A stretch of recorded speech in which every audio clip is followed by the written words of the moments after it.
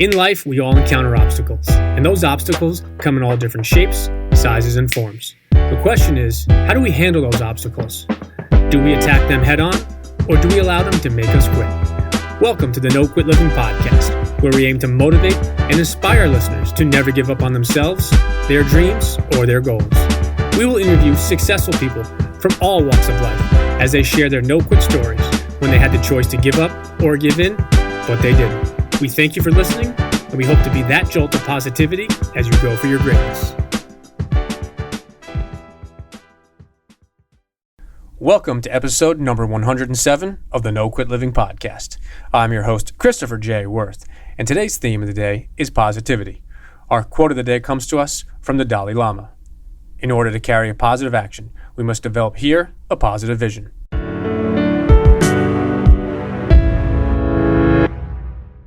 I'm extremely excited to bring you today's episode. I have known our guest for over 10 years when he was an assistant basketball coach back at the University of Arizona. Since then, he has continued his very successful career as the head men's basketball coach at both the University of Memphis and currently is the head men's basketball coach at Georgia Tech. It will be impossible to miss his positive attitude and his focus on doing the right thing and treating people the right way. I'm beyond humbled to introduce my good friend, Josh Pastner. Josh, I'd like to welcome you to the No Quit Living podcast. Thanks for having me on, Chris. Really appreciate it. So the first question we ask everybody is, are you ready to bring it today? Well, every day I wake up, I look at it. If you wake up above ground, it's a great day, and it is your responsibility to take ownership to bring it every day. That's a great answer. So the number one objective of our podcast is to motivate and inspire listeners to never give up. And I was curious if you had either a personal story about perseverance or perhaps a challenging time that tested you, and instead of giving up or giving in, you kept on going and didn't quit. Yeah, you know what? I think people in all walks of life, doesn't matter age, gender, race, religion, sexual orientation, your finances, rich, poor, it doesn't matter. Everyone's going to at some point in their life get punched in the gut. And life is tough. You know, I mean, there's just a lot of obstacles. And again, it doesn't matter what the situation is or your background financially or anything else, because everyone's going through some tough times. Everyone's going through something in their personal life. Everyone has struggles. The hardest thing to do, it's much easier said than done, but the hardest thing to do is, can you stay in a place mentally of having faith? Can you stay in a place mentally of not having faith over fear, not living in fear? Can you stay in a place of mentally of continually to have an attitude of gratitude, of gratefulness, of almost in a way of a constant state of prayer? And it's very, very hard to do, Chris, because you do have struggles. Everybody has struggles, and you're going to get hit with adversity and tough times in your life. And it's how do we handle those situations? And it's not as much about asking, why did this happen to me? But what do we got to do to deal with the situation, to handle it and meet it head on? You look at some of the amazing stories of triumphs in life, people coming from the very, very bottom, whether they were at top one day and they fell to the complete bottom, or they were at the bottom for whatever it may have been on a circumstance in life, and something tragic happened, or whatever it could have happened, personally, financially, family-wise, work, and how they get out of that, recover, find a way, keep the faith. They work. They stay in a way mentally when it looked like every door was shut, and they find a way to reach back and continue to move forward and even go on to greater and bigger things and influence, hundreds of millions of people and impacting so many people in a positive way. It's just you just never know in life, and that's just my my thoughts on that. No, I appreciate you sharing that, and I wanted to ask you a question. How do you personally define success? Well, success really, I think, really comes down to, we're in a society today that people get defined success by how many wins you have, how much money you have, what position you are, what's your job title. People can be defined, and what happens when you get all that adulation and that praise, then you start identifying yourself with that, with wins, with titles, with finances, whatever it may be. And the same thing goes on the other end. You lose money, you lose a sale, you lose a game, you start identifying that.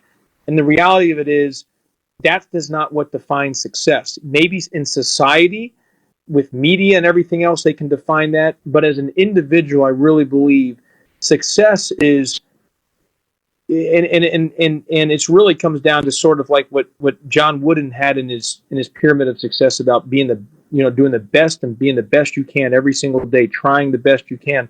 But it really comes down to, are you a sound and solid person? What are your intentions and motives of dealing with other human beings? Do you have a kind heart? Do you treat people right? Do you see goodness in people?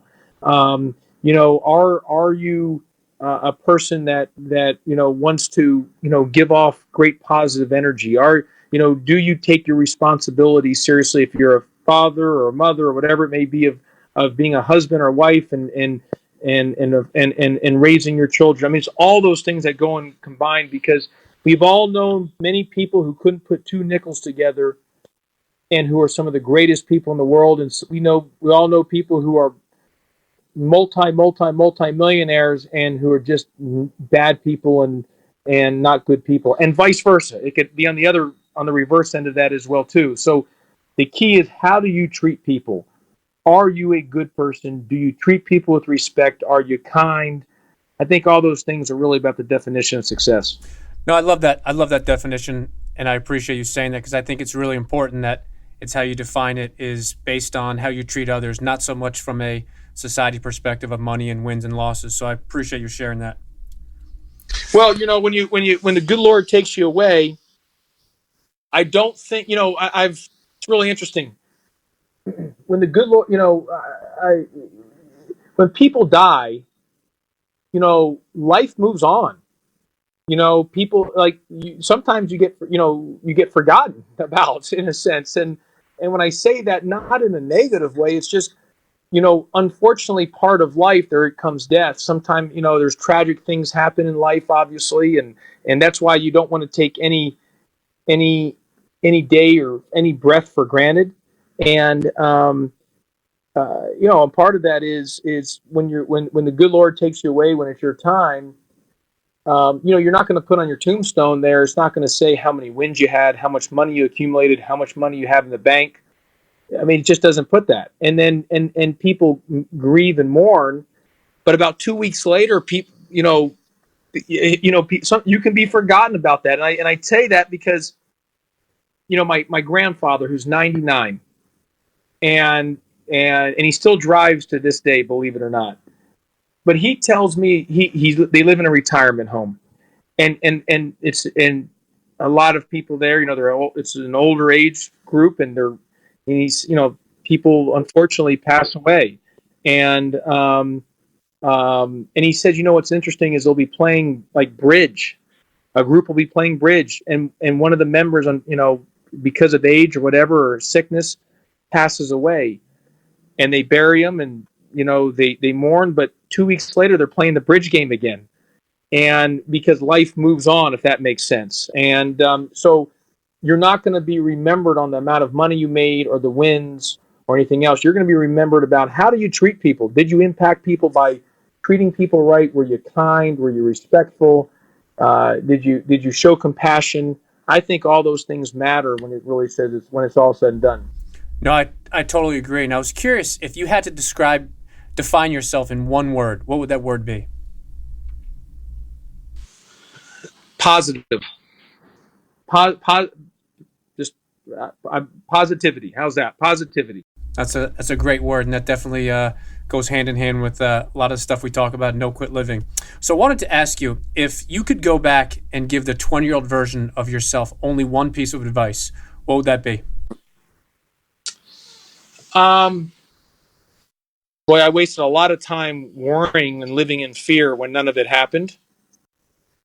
And I've been very blessed and very fortunate But if I don't know how much I would change in my life. There might be some things here and there, but the one piece of advice I said, I spent a lot of time worrying and living in fear on certain things, and thinking if this didn't happen, if I didn't win this game, if we didn't win this, and none of that ever happened, and I wasted a lot of time with worry and fear, in a sense of in my career. So you start focusing on wins and losses too much, and if we don't win this many games, if this doesn't happen, if I don't sign this kid, this then and when none of that ever happened, if that makes sense. And so just probably things like that. No, it's interesting, and wanted to just switch lanes for a second. If you could have dinner with anybody, dead or alive, who would it be and why? I would love to have dinner with Pat Tillman, who was a former Arizona Cardinals football player who was on the top of his game, making millions of dollars, and turned that uniform in after 9/11 to go put his life on the line in the line of duty as an Army Ranger, in the military for the greater good.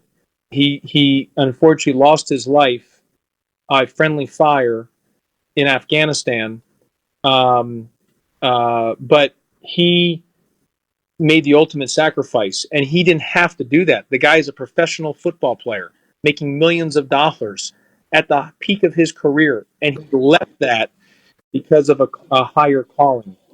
I think if I could have dinner with one person, dead or alive, he'd be the person. We've done over 120 shows, and that's the first time that somebody's mentioned him. And I know a little bit about his story, and I think it will be a remarkable dinner because, like you said, he did give up his football career right in his peak, and I believe, right before he was about to get an opportunity to sign a pretty large contract, and it was after 9/11, so definitely would be a pretty interesting dinner. Well, absolutely, and that's why I always talked about law enforcement, military.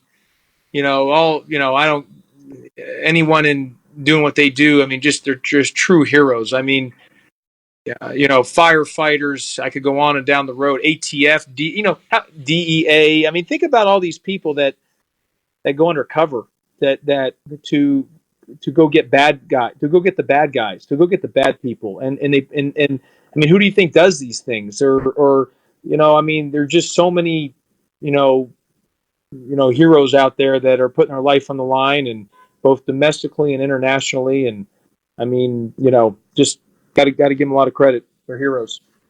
So I wanted to ask you, Josh, you are an incredibly successful basketball coach as the head men's basketball coach at Georgia Tech. I was curious, you've obviously won a lot of games in your career, both as a player and a coach. And I was curious, how do you deal with some of the things that you deal with on the bench where your team's down by 6 points, 8 points, 10 points? How do you maintain that positive attitude, not only for yourself, but also for your players? Well, we're very fortunate here at Georgia Tech. We've got a great culture. Even when we've had some tough games or we've lost a few in a row, and like this past season was a tough season for us, if you came to watch our practices, it looked like we were the number one ranked team in the country, the energy we had in the practice facility. If you watched our games, even when things weren't going our way and you saw the bench and guys were cheering and waving the towel, you would think we were undefeated. And I say all that to say that our culture was so strong, because most times in teams, when you are down, it's very easy to have the woe is me, point the finger, blame game syndrome, and all these other things, and you splinter, and negativity is like a cancer; it could just spread and kill. And what it does is what I was most proud of with our team is, in a tough year this year, our culture was so strong that we had none of that. Like I said, we looked like we were undefeated the way our bench acted. We practiced like we're the number one ranked team in the country. The energy in both on and off the court was just remarkable based on the year that we had where we struggled this year. And so part of that comes down to, it's much easier when things are going in everyone's direction and there is no adversity and you're winning and things are going perfect. It's much easier to be all in. The real question, the real test of character, culture, Um, your sayings, when you have sayings, do you back them up when things are going not your way? When there's some tough times, when you're punched in the gut, are you able to, find that out and really then have those actions that back it up? And I was proud of our team this year to do that.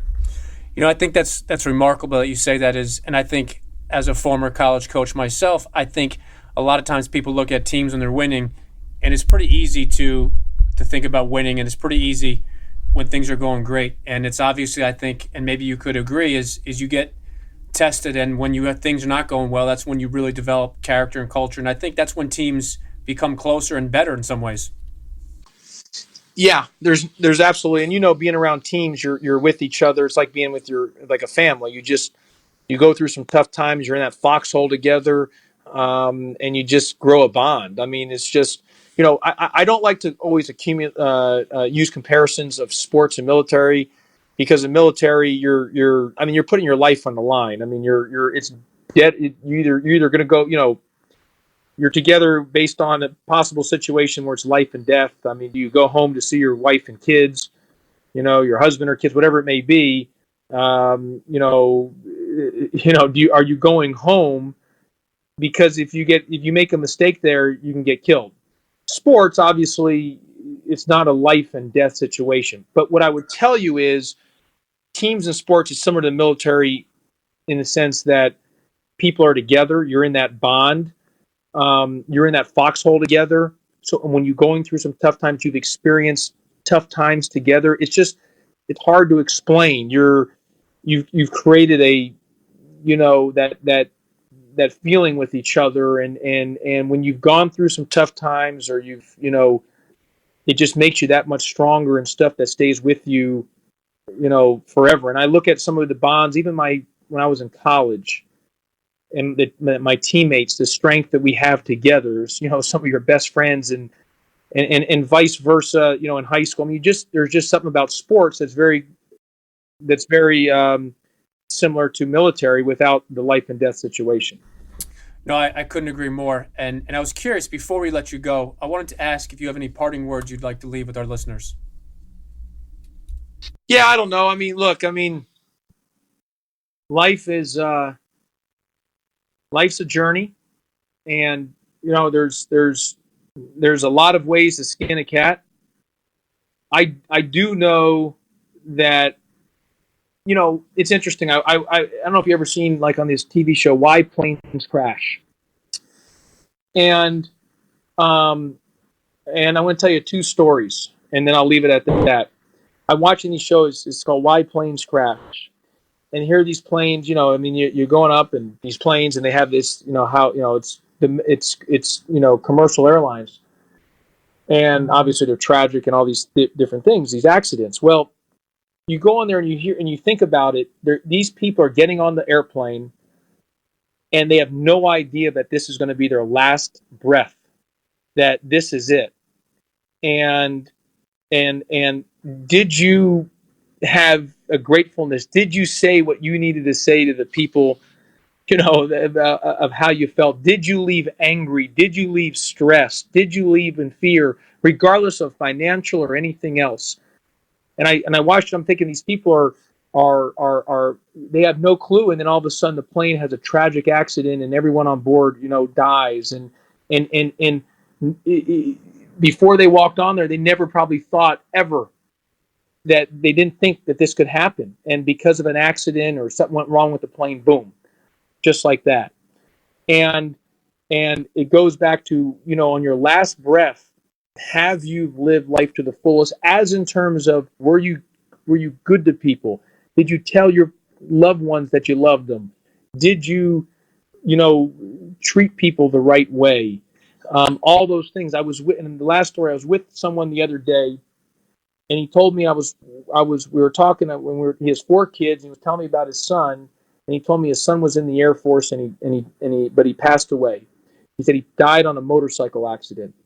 And he says, let me tell you this.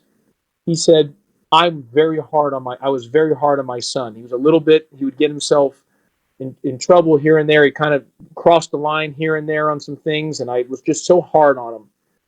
And one night, he he came home past curfew, and I was so mad, but something came over me of a peace. And instead of me screaming and yelling at him for being late to curfew, we just sat and talked for 2.5 hours. When the conversation was done, he stood up, gave me a hug, and he kissed me on the cheek and he said, "I love you, Dad." And the dad told him, "I love you too, son." Next morning, the kid gets on his motorcycle, and he's driving, and a lady pulls out, and he hits the guy, the motorcyclist, and unfortunately, the young man died, and his life was taken away. And the dad will say it just, it absolutely, was just awful for their family, for his wife, and for his other children who are the siblings of this young man. It just tore his family, and but he said the only peace he had for whatever he couldn't figure out why, but that night the kid was late to curfew, and he was ready to jump him and scream at him. And in return, he had a peace about him. Something told him, let's just sit and talk and explain about the importance of being on time on curfew. And he said the next morning, obviously, the kid died. And he said if he had screamed and yelled and got into his face and was, confronting him, and the next morning he passed, and that was his last image with him, he said he would not have been able to go on with his life knowing that. And he said he was just so thankful that they hugged and he gave a kiss to him on his cheek. And I say all that to tell you, you just never know. Life is so precious. Every breath is a gift. And it was just like those type of stories that I mentioned, and just making sure that you don't take things for granted, and because of the way life is. I think that's a perfect ending to our interview, and I just wanted to thank you again for spending some time with us. And I know you mentioned that this season was a tough season, but I think it's going to lay the foundation for your continued success at Georgia Tech, and I want to thank you for spending some time with us on the No Quit Living podcast today. Thank you, Chris. Really appreciate what you're doing, and getting a good, positive message out to all the people around the country.